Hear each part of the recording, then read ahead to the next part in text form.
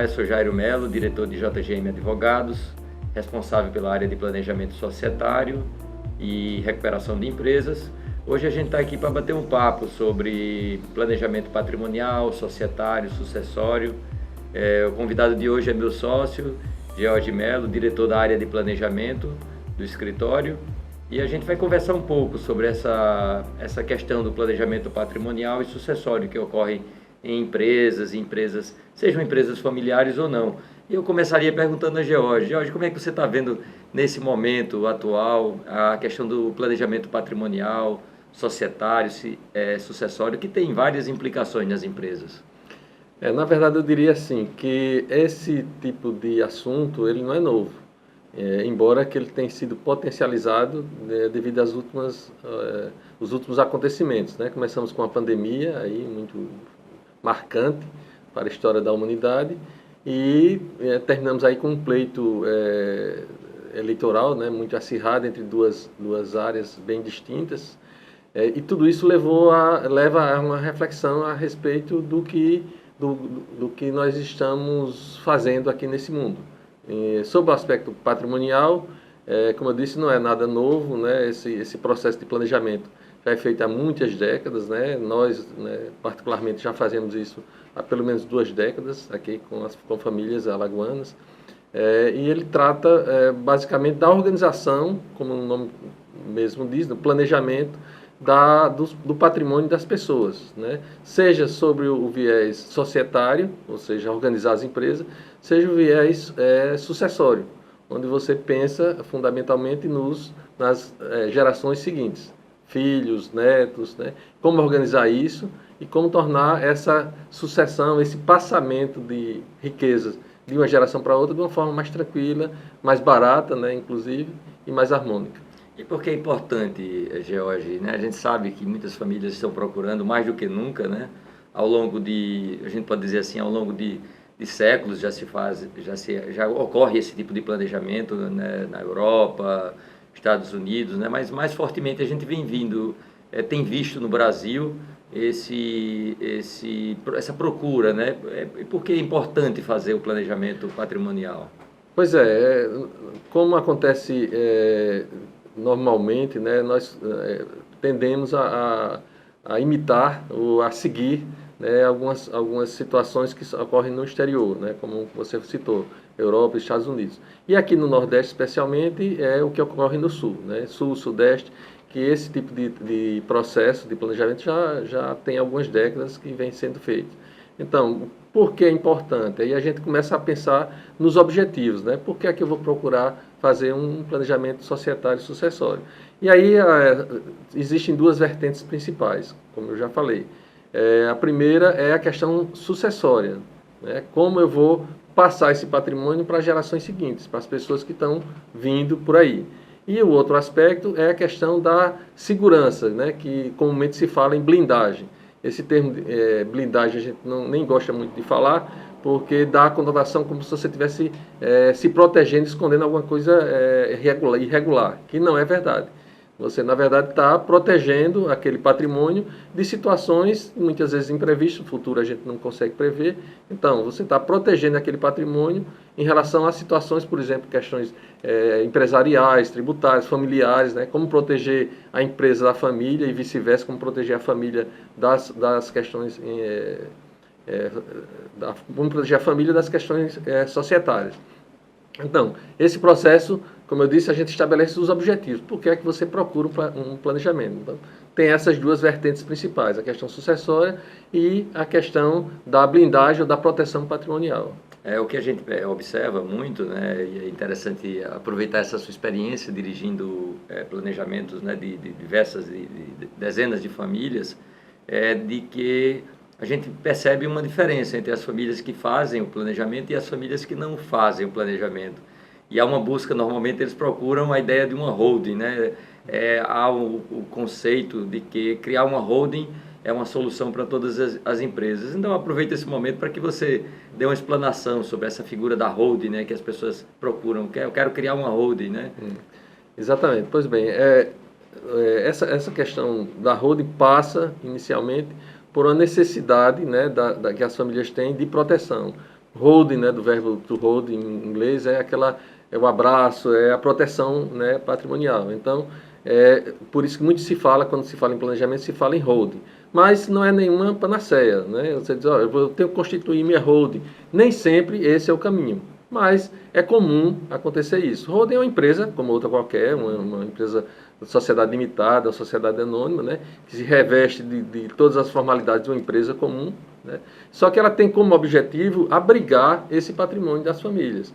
Então, existe o que chama de holding pura, é aquela que só faz mesmo isso, abrigar o patrimônio, e ali, naquela empresa, você condensa ou traz ali os familiares, as pessoas que estão envolvidas naquele processo, eles ficam ali dentro decidindo o que vão fazer com o patrimônio, e isso reverbera nas empresas que eventualmente aquela família tem. Não só empresas, embora a gente fale muito em empresas, né, porque é comum falar holding é uma empresa, mas também a gente fala de patrimônio. Então, às vezes você não tem empresa nenhuma, você tem patrimônio imobiliário, você tem imóveis, você tem ações, né, cotas de empresa, então isso também é patrimônio, né? Não precisa necessariamente você ter uma empresa ou a família ter uma sociedade. Ela pode ter patrimônio e esse patrimônio se organiza ou pode se organizar dentro dessas empresas que chamam holding. Então, nem sempre é esse o caminho, mas é um dos caminhos principais num planejamento societário e sucessório. Lidando com famílias e com empresas familiares, a gente verifica que nesses planejamentos você não analisa exclusivamente a questão societária, porque na realidade quando você vai lidar com uma família, você vai lidar com famílias, que às vezes são grupos familiares distintos que formam uma empresa, muitas vezes a gente tem que enveredar por outras áreas do direito, mas qual o impacto que tem, né, nos ramos do direito que você vê? Porque cada vez mais se vê essa necessidade de analisar a empresa como um fenômeno sistêmico, né? Como é que você vê isso nesses ramos do direito que se entrelaçam? Né? É interessante esse trabalho que a gente termina lidando com questões familiares, né, propriamente ditas, questões emocionais, questão de relacionamento, né? E o advogado atua às vezes até como um terapeuta, né? Muitas vezes você tem que buscar ajuda, né, terapêutica, né, porque a gente trata ali com emoções, com famílias, né, com relacionamentos, e muitas vezes nem são familiares, são sócios, muitas vezes amigos ou ex-amigos, né, que muitas vezes acontece. Então a gente trata esse aspecto familiar e aí entra o chamado direito de família, né, que também influencia nesse trabalho. Por isso que é um trabalho sistêmico complexo, onde você envolve o direito de família, o direito tributário, porque qualquer passo que você dá, você precisa dessa assessoria na área, né, tributária, você tem que ter seu contador, né, mas o advogado faz toda essa avaliação tributária para que um planejamento ele não leve, por exemplo, a um pagamento de tributos a mais. Pelo contrário, um planejamento dentro da licitude, né, não é nada ilegal, você busca formas mais econômicas, né, de fazer aquela sucessão, aquela transferência patrimonial ou aquelas movimentações, né, de patrimônio dentro de empresas. Então, envolve, além do direito de família, envolve o direito tributário, envolve o direito chamado direito sucessório, né, porque aí você vai ver, existe ou não a necessidade de fazer, por exemplo, um testamento, quem é que vai herdar aquele patrimônio no futuro, né, porque a gente está falando, em princípio, no planejamento de pessoas vivas, embora que muitas vezes nós somos procurados por famílias onde se perde um ente querido, né? Infelizmente, nessa pandemia aí tivemos, né, vários casos de patriarcas e matriarcas que faleceram, né, pela questão da Covid, e as famílias nos procuraram para fazer essa organização, mesmo post-mortem, quer dizer, mesmo depois da morte. E isso foi possível, né, e é possível fazer sim, mesmo após o falecimento. Mas o ideal é que se faça, né, o mais breve possível. Antigamente a gente fazia muitos planejamentos de pessoas com 70 anos, de 80. Hoje a gente já atinge uma outra camada, que são aqueles empresários ou aquelas pessoas que já fazem um patrimônio, mesmo com 40, 45, 50 anos, que já nos procuram para organizar isso, né, e fazer de uma forma mais tranquila, mais econômica. Por isso que envolve também o direito, né, tributário, como eu falei, direito patrimonial, direito societário, que envolve sociedades, arquivamento de contratos sociais. Então é um conglomerado de direitos, vamos falar assim, que a gente tem que colocar isso, tudo isso aí no mesmo ambiente, né? Nessa mesma análise, e aí começar a apresentar as soluções para cada família. Você trouxe um aspecto interessante, que dentre as áreas do direito, né, tem a área do direito tributário, né, que dá um impacto significativo nas empresas, né? A gente verifica que a estabilidade, o equilíbrio, o nível de organização, elas impactam diretamente no resultado financeiro. Então, assim, aproveitando a sua experiência, né, como na área tributária também, né, porque é uma área que está diretamente ligada à área de planejamento, eu gostaria que você falasse um pouco sobre esse impacto de custo, né, da redução de custos, que dá um comparativo, por exemplo, quando você fala de uma família que, numa situação normal de morte, de falecimento de um integrante da família, não necessariamente o fundador, mas de um integrante da família, o custo que tem em relação, por exemplo, ao inventário, e o custo que tem quando há um planejamento patrimonial e sucessório feito, né? Então, assim, sobre esse aspecto, seria interessante eu ouvir de você esse reflexo sobre o impacto financeiro.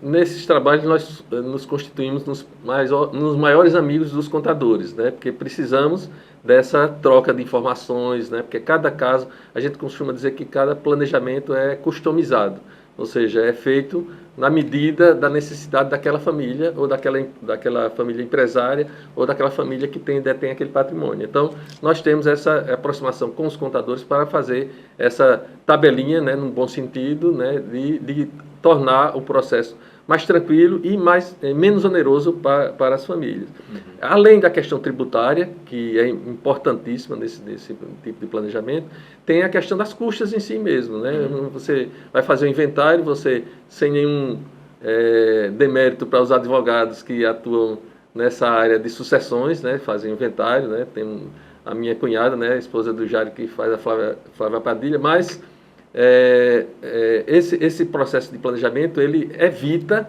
muitas vezes, que se faça o próprio inventário, quando a pessoa falece. Já deixa tudo organizadozinho, quando faz a sucessão, quando a pessoa falece, já está tudo encaminhado, né? Então, evita os custos de inventário, né? Custos judiciais. A tributação, por exemplo, aqui no estado de Alagoas, né? Em relação ao imposto pelo falecimento, chama causa-mortes, hoje é de 4%, mas tem estados que chega a 7%, 8%. Uhum. E o imposto por exemplo, de doação, se você quiser doar em vida, hoje aqui no estado de Alagoas é de 2%. Então, só nisso aí já tem uma economia. Além de outros casos, e aí quando você vai para o inventário, você vai para todas aquelas questões emocionais que entram no inventário, e você, fazendo planejamento, você antecipa, você precipita, vamos dizer, discussões às vezes incômodas, é verdade, mas você precipita, você traz para o presente discussões que poderiam estar lá quando a pessoa já não está presente, né? A pessoa do inventariado, a pessoa o decusa o falecido, ou a falecida.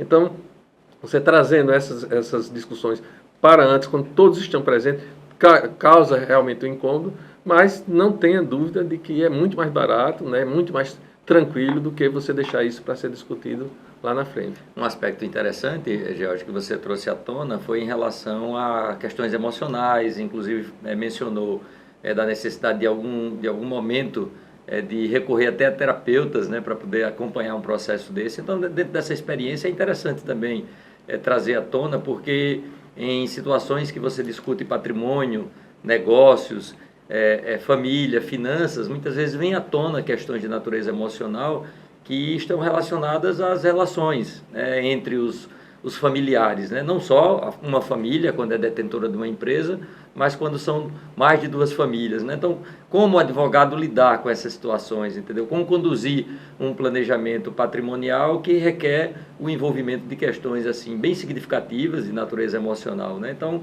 queria que você passasse um pouco dessa sua experiência, né, de como conduzir um processo desse de forma harmônica, né, de forma a evitar conflitos, evitar litígios, né?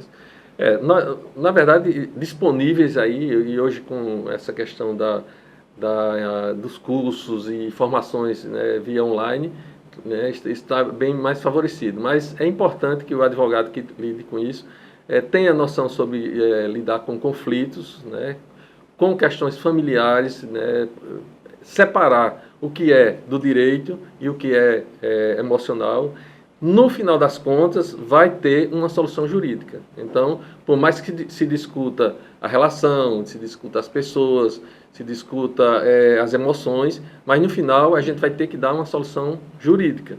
Então, vai tudo acabar num papel, num contrato social, num testamento, enfim, né, em documentos que viabilizem aquele planejamento. Mas, paralelamente, você tem que ter, né, experiência de vida, de lidar com pessoas, com famílias, né, você tem que passar uma certa aproximação, né, com o entendimento do que aquela família está passando, né, passar experiências. Claro que é um trabalho sigiloso, você não pode passar situações de uma família para outra, né, é um trabalho extremamente sigiloso, mas a experiência vai ficando. Então, nesses quase 30 anos de advocacia, né, a gente já viu muita coisa, né, e é importante a experiência, né, o lidar com essas pessoas. E como nós trabalhamos em equipe, né, tem pessoas, trazemos sempre a participação da figura feminina, né, do escritório, das advogadas, para entender melhor aquela relação. E algumas vezes a gente teve que sugerir para a família da participação de terapeuta. Porque às vezes o terapeuta vem, ele dá um diagnóstico, enfim, dá uma opinião, que aquilo é de extrema valia. Mas, como eu disse, no final acaba em documentos. E aí a gente tem mecanismos jurídicos para tratar, né, seja estabelecendo quórum de deliberação para as principais decisões. Enfim, tem mecanismos jurídicos que você consegue solver também essas questões emocionais. Mas é muito importante saber lidar com as famílias, compreender, entender que por trás daquele planejamento tem uma família, tem um histórico de sofrimento, né, de alegrias e tristezas. Eu agradeço esse bate-papo com o George. É fundamental, né? A gente não está tratando exclusivamente aqui de direito, né, de advocacia, mas de pessoas, de famílias, de relacionamento, né? Então é importante, né, que fique esse entendimento de que um trabalho jurídico ele envolve muito mais, né? Uma multidisciplinariedade que envolve várias competências, né? Então eu agradeço, George, e peço que você se dirija ali às pessoas que participaram desse bate-papo, para que você dê a sua visão, né, o seu fechamento em relação a esse encaminhamento, né, de um processo de planejamento patrimonial e sucessório. Eu que agradeço, né, a oportunidade. Falar sobre isso é sempre interessante para a gente. Envolve, como eu disse, questões patrimoniais, questões tributárias, sucessórias, mas fundamentalmente envolve famílias e pessoas, né? Então esse trabalho é um trabalho muito rico de experiências, né? E assim, particularmente, né, eu recomendo, isso não é criação nossa, né, isso vem do mundo todo, recomendo que as famílias coloquem um olhar sobre isso, sobre a questão sucessória, a questão patrimonial, porque isso evita muitos conflitos, evita muitos gastos desnecessários. Então é uma coisa, é algo que, independentemente de eu ser advogado e trabalhar nessa área, mas independentemente disso tudo, eu recomendo que se coloque um olhar sobre isso, porque é bem interessante o trabalho e os resultados são muito bons. Bom, Jorge, antes de encerrar, eu gostaria de fazer mais algumas perguntas aqui para aproveitar essa oportunidade, né? Sobre as fases, né? Porque as famílias imaginam, assim, não só fases, mas o tempo, né? Porque muitas vezes a pessoa quer fazer um planejamento, imagina que aquilo pode durar muito tempo, ou pode ser um tempo muito curto, ou a pessoa quer fazer, ou a família quer fazer num tempo menor. Então, fases e tempo, como é que ocorre o planejamento, né, e mais ou menos o tempo estimado? O que nós fizemos, por conta até da experiência, dos casos, né, que nós fizemos, a gente estabeleceu um roteiro, né, e esse roteiro tem começo, meio e fim, é como se fosse um projeto, né? Inicialmente a gente solicita a documentação dos clientes, dessa documentação a gente analisa e marca uma entrevista com aquelas pessoas, né? Pode abranger os fundadores, né? O dono do patrimônio e os familiares e todos os que estão envolvidos naquela questão. E pode ser restrito aos próprios fundadores, ao fundador ou à fundadora. Isso aí depende muito de cada família, né? A que ponto elas querem abrir aquela discussão para os familiares. Mas a gente sempre aconselha envolver um maior número de pessoas dentro das possibilidades.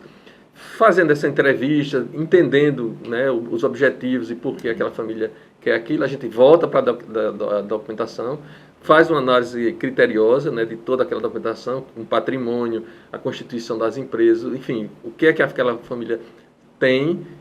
Às vezes nós conseguimos saber mais daquele patrimônio que a própria família.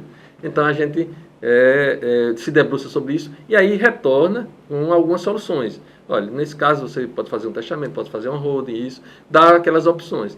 Dependendo dessas conversas que nós temos, e aí a gente começa efetivamente a elaborar os documentos necessários, né? Como eu disse, seja um testamento, seja um contrato, seja uma questão contábil que a gente tem que discutir com o contador, enfim, todas essas fases.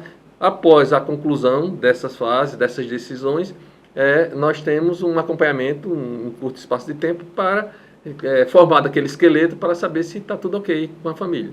O que a gente observa em relação ao tempo necessário é que não é o tempo exatamente de se fazer os documentos ou se analisar os documentos, ou seja, não é o tempo do advogado, é o tempo da família. Porque tem várias decisões que são tomadas pela família, pelos fundadores, pelos filhos. Então, as famílias se reúnem e começam a discutir. Olha, o advogado, né, deu essa solução, nós vamos fazer isso e aquilo. E aí, essas decisões é que às vezes demoram um pouco. Por isso que a gente fixa aí um prazo razoável, entre 6 meses e 1 ano, para um planejamento, né, bem elaborado. Mas tem casos que as famílias discutem mais, né, se aprofundam mais em algumas questões. E aí, às vezes, demora até mais, 2 anos e às vezes até um pouquinho mais. Mas a média é essa, dependendo do tamanho do patrimônio. Não necessariamente para fazer um planejamento você precisa de um grande patrimônio, não é isso. Você pode ter um patrimônio pequeno e querer fazer o planejamento da mesma forma, porque as discussões emocionais são as mesmas. Então, pode ser prolongado, mas normalmente entre 6 meses e 1 ano é um tempo bom para se fazer um planejamento. Um outro aspecto interessante, George, que a gente vê em relação a planejamento, é que às vezes a família que tem uma empresa ou tem 2 empresas, eles colocam o patrimônio todo deles dentro daquela empresa, né? Então, muitas vezes a gente se depara disso até em planejamento societário, em trabalhos de recuperação de empresa, em que a gente vê todo o patrimônio da família alocado dentro dos negócios, né? Então, dentro desse planejamento patrimonial, sucessório, societário, né, vem também esse aconselhamento, né, para os integrantes da família, no sentido como no mercado financeiro se fala, né, em colocar os ovos em diferentes cestas, né? Como é que você conduz isso dentro do planejamento? O que a gente percebe, assim, existe uma motivação específica para que você coloque tudo dentro do negócio da família. É porque naquele negócio é onde você ganha dinheiro. Então, se eu tenho um patrimônio, se eu tenho dinheiro, o que eu tenho, eu coloco naquele negócio que eu entendo, porque ali vai me dar mais resultados, certo? Mas a concepção é outra, né? Tudo bem, eu coloco ali, eu aloco recursos, eu aumento aquele patrimônio, tudo bem. Mas você tem que pensar na possibilidade de aquele negócio, de repente, não dar muito certo no futuro. E aí? Vai tudo junto. Então, qual é a orientação? Parte, ou a maior parte do patrimônio, realmente você aloca em situações familiares, empresariais, mas você tem que ampliar essa sua visão em relação ao seu planejamento. Por exemplo, pensar em aplicações financeiras, mas você disse, mas a aplicação financeira está dando tão pouco. Mas dá uma liquidez, dá dinheiro de uma forma mais rápida do que, por exemplo, no imóvel. Então, tem esses aspectos financeiros. Você pode fazer uma previdência privada, você pode fazer um seguro de vida, né? Você pode fazer sociedades em conta de participação, e aí a gente explica no processo de planejamento cada uma dessas fases, cada uma dessas possibilidades, para que, abrindo os olhos, a família possa entender melhor o que pode fazer com aquele patrimônio. Um aspecto interessante nas empresas é que a gente sabe, né, que tem empresas que duram pouco tempo, empresas que duram décadas, empresas que passam até de século, né? Então, na história a gente vê isso. Então, um fator nas empresas é a perpetuidade, né? Então, dentro dessa ideia de perpetuidade, como é que você vê, como resultado do planejamento patrimonial, a continuidade do negócio? Porque uma empresa, na realidade, ela não é só a família, ela tem ali todos aqueles agentes que circulam ao redor da empresa, os empregados, o próprio Estado, o recolhimento de tributos, os fornecedores, né? Então, Então, esse aspecto, né? Qual a relevância que tem o planejamento patrimonial na perpetuidade do negócio, né? Pois é, eu diria assim, guardem essa palavra, perpetuidade, ou seja, a transferência para gerações ou a manutenção daquele negócio, daquele patrimônio para outras gerações, né, para o futuro. Porque a gente pensa muito, como somos mortais, né, nasceu, formou patrimônio, depois vou falecer e vou deixar para os filhos ou não vou deixar para alguém, as pessoas que estão envolvidas, por exemplo, naquele negócio, né, porque não é só a família, né, você tem uma empresa, né, tem empregados, tem aquele ecossistema que se forma ali, né, naquela empresa. Então, como pensar nisso, né, para o futuro? Aí algumas pessoas dizem, eu não tenho nada que pensar nisso. Quando eu morrer, meus filhos que tomem conta, né, meus netos, ou cada um que faça do jeito que quer. Mas não é um bom pensamento. E isso tem mostrado. Nós já fizemos planejamento de pessoas que já faleceram e as gerações seguintes usufruíram do fato do fundador ter feito, né, o planejamento. Então, assim, essa questão da perpetuidade, da continuidade do negócio, é importante colocar um olhar sobre isso, né, sobre como vai ficar aquilo depois que eu me for, né, ou depois que eu cansar. Que às vezes você não necessariamente vai falecer, às vezes você cansa, você quer se aposentar, você não quer... E aquilo, como é que vai ficar na sua ausência, né? Hoje, as próprias instituições financeiras já veem isso com um olhar diferente, né? Aquela empresa tem uma sucessão, né? Tem pessoas que vão suceder, porque como é que eu vou emprestar um dinheiro a uma empresa que, se o dono falecer ou a dona falecer, ela não vai ter continuidade. Então, também sobre esse aspecto financeiro e econômico é importante essa visão da perpetuidade. Entendi. E tem um aspecto interessante que a gente verifica nessa realidade das empresas, que são as características dos sucessores, dos futuros herdeiros, em relação à condição para dar continuidade àquele negócio, né? Então, muitas vezes a gente percebe que não necessariamente o fundador ele terá filhos que conseguirão suceder a empresa com as mesmas características e com a mesma habilidade gerencial, né? E a gente verifica, até por experiência e conviver com empresas, que aquelas empresas que fazem o planejamento, elas também colocam um olhar sobre isso, né? Sobre como vai ser feita a sucessão. Então, como é que você vê e como é que tem lidado com especialmente nessa realidade das empresas que tem trabalhado, você tem trabalhado ao longo desses anos? Pois essa é uma reflexão interessante, porque a gente tem aquela ideia de que o filho por exemplo, de um empresário, de uma empresária, ele vai ter características que o credenciam para que eles façam a gestão da empresa da mesma forma que os antecessores. Isso não é uma verdade. A gente pode fazer uma similaridade, por exemplo, de um atleta, um grande atleta, né, de esportivo, que tenha um filho que necessariamente vai ser um grande atleta, né? Não é assim. Então, na prática, a gente vê que muitas vezes os sucessores não têm a capacidade gerencial. Mas isso não quer dizer que o negócio vai sair da família. A empresa pode ser o que chamamos de profissionalizada, você estabelecer critérios para que os gestores, não precisa ser o filho, pode ser um sobrinho, pode ser um não parente até, possam gerir a empresa com capacidade de fazer com que aquele negócio se perpetue. Então, estamos falando de direito sucessório mais voltado à área societária. Então, no planejamento, você coloca um olhar sobre isso. Verifica se realmente aquela família ela tem sucessores, né, que possam ser preparados. Se tem, ok, ótimo, vamos prepará-los. Se não, né, vamos pensar em formas de governança, que é uma palavra muito usada atualmente, governança que permita que aquela empresa continue como da família, e o proprietário não precisa ser necessariamente o gestor, e que isso você coloque pessoas capacitadas para perpetuar aquele negócio, aquele patrimônio, até gestão de patrimônio mesmo. Não precisa necessariamente ser uma empresa comercial, industrial, pode ser um patrimônio imobiliário, por exemplo, um patrimônio imobiliário, ações, cotas, colocar pessoas que tenham condições de fazer aquela gestão, e os familiares ou os sucessores apenas vão acompanhar aquela performance, né, podendo inclusive fazer alternância aí de pessoas que façam a gestão das empresas. Muito obrigado, Jorge, pela partilha.